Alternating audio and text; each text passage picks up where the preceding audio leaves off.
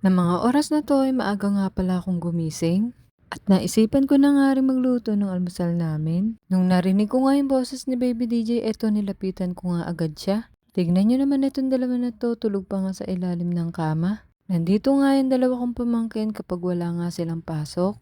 Ito namang si Papa Dennis ay inutusan ko ang bumili sa Mercury ng gatas ni Baby DJ. At isasama na nga lang niya itong pamangkin kong si Maika. Tignan niyo na nga rin at ang ganda-ganda nga ng panahon ngayon. Kaya naman naisipan ko ang ilabas yung mga uniform nga ni Papa Dennis. Sinundan ko na nga rin palabas itong dalawa na to dahil ako nga ay magsasara ng gate. At hinintay ko na nga lang silang makaalis.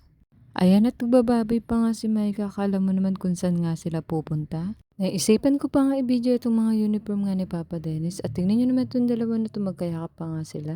Nakarating na nga rin pala si Papa Dennis at si Maika dito nga sa may Mercury. Sabi ko nga sa kanila ay kumuha nga sila ng video kahit konti at para maisama ko nga sila sa content ngayong araw.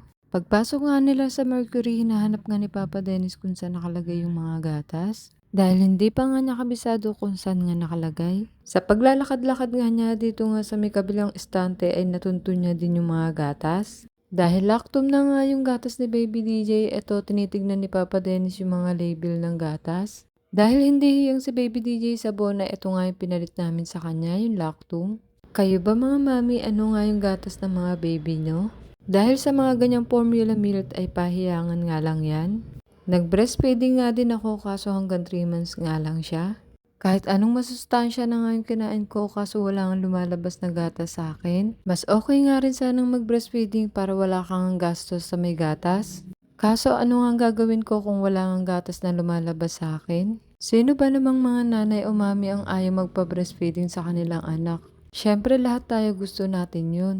Dahil sa gatas ng ina ay maraming ang benefits na masustansyang makukuha ng mga baby natin. Dahil napadaan pala dito yung may-ari ng apartment, ayan at binigyan nga sila ng candy. Kaya naman eto nga si Ashley ay tuwan-tuwa. Sabi ko nga sa kanya ay maghati nga sila ni Maika at kumuha nga lang ako ng iilang candy. So paano ba yan mga mami? Hanggang dito na lang. Ingat po kayo palagi. Thank you for watching. Bye bye. Bukas na lang po ulit.